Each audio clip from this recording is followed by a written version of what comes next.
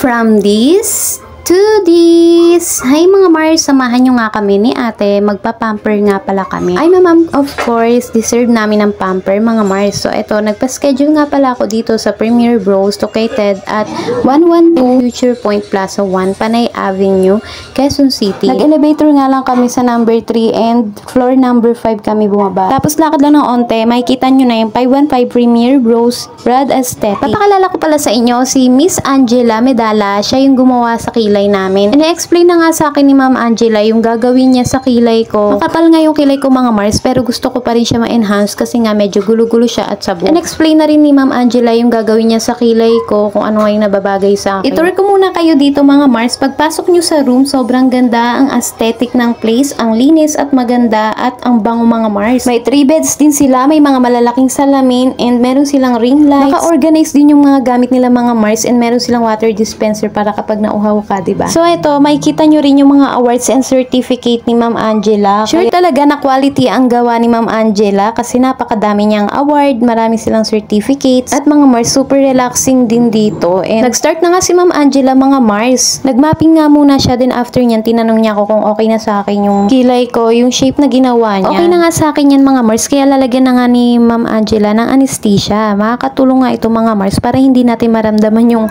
pain habang ginagawa. After niyan, lalagyan na rin ng cling wrap. Ibababad lang to ng 20 minutes. After niyan, tinanggal na nga rin yung anesthesia mga Mars. Nag-lining na nga rin muna siya mga Mars. And ito, mag-start na nga si Ma'am Angela. Signature microblading nga yung ginawa sa kilay ko. Mataas nga ang pain tolerance ko mga Mars at talaga namang hindi ko naramdaman. Manhid yarn. 1 out of 10 nga lang yung sakit mga Mars. Para sa akin lang yan ha. Ewan ko na lang sa iba. Depende naman yan sa pain tolerance nyo mga Mars. Pero o kayang-kaya ko talaga. Mas masakit pa din yung shit ng jowa mo mga Mars. Next naman mga Mars, magpapagawa nga rin ako ng permanent lip tattoo. Tignan nyo naman kasi yung lips ko. Nilagyan nga lang ni Ma'am Angela yung lips ko ng topical anesthesia. And binabad nga lang ng 20 minutes. Then after nyan, ito naman, papagawa nga rin ako ng, habang nakababad nga yung aking lips, ay gagawa na nga ako ni Ma'am Angela eyelash lift. Kasi mahaba naman yung pilik mata ko, kaya ito na lang yung ipapagawa ko. So ayan. Pagkatapos nga mga Mars, ay ito na nga, gagawin na nga uli yung lips ko at tinanggal na nga yung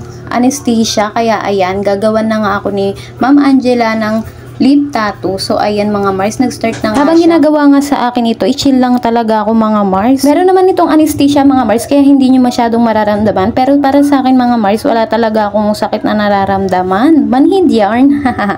Pero totoo mga Mars, iba-iba kasi tayo ng pakiramdam. Ako, kung sa akin masakit, sa inyo hindi. Magkakaiba tayo ng pain tolerance. Kaya kung maputla yung labi mo mga Mars, sure ako nakakayanin mo yung pain neto. Kaya ayan nga mga Mars, tis ganda tayo dito. Ilang beses nga din akong tinanong ni Ma'am Angela kung okay lang yung pain. Sabi ko okay naman. I-rate ko ito mga Mars ng 2 out of 10. 2 to 3 years nga rin ang tinatagal nito mga Mars. Kaya naman for the go na kayo. Kung tinatanong nyo naman mga Mars kung magkano nga ito, is ilalagay ko na lang dyan kung magkano. Ipa-flash ko na lang dyan sa video. So ayan mga Mars, tapos na nga akong gawa ni Ma'am Angela. Sobrang gustong-gusto ko talaga yung kinalabasan. And explain na rin sa akin ni Ma'am Angela kung paano nga ito lilinisin, and sinabi na rin niya kung ano yung mga bawal kumain ng mga malalangsa, and yun. So, binigay na rin niya yung Premier Cleanser and Recall Berry Gel. So, ayan mga Magpabook na rin kayo sa kanila mga Mars. I-PM nyo lang yung page nila.